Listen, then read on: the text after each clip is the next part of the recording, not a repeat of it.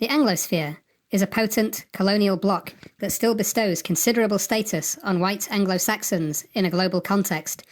Anglo media, culture and institutions remain the primary global exports in ideological terms. The obvious international power of, say, Victorian Britain or post-war America surely wrought some heightening effect on female hypergamy in those nations. After all, the hypergamy bar is necessarily raised when a country is a great colonial hub with huge international influence and prestige, since the female frame of reference reflexively broadens and deepens in response.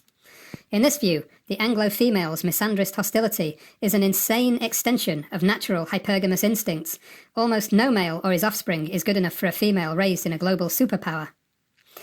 This exalted form of Anglo-hypergamy is best called Hyper-Hypergamy, female sexual elitism and selectivity carried beyond all rational measure.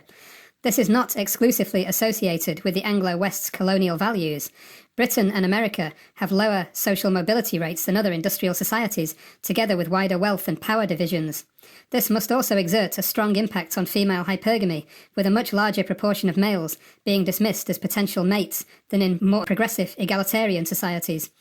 It must be said that modern romantic life in the Anglosphere has become a form of misandrist eugenics, where women arbitrarily select which males get to breed on the basis of hyper-hypergamous criteria. This even applies to sperm donation, where donors have to pass the most stringent criteria related to intelligence, education, height, and health. In sum, fat, ugly Anglo women riddled with personality disorders get to sit in genetic judgment on the gender that created and maintained civilization. Of course, mass abortion is an even more active and deadly expression of eugenic hyper-hypergamy, predictably falling heaviest on the offspring of low-status males.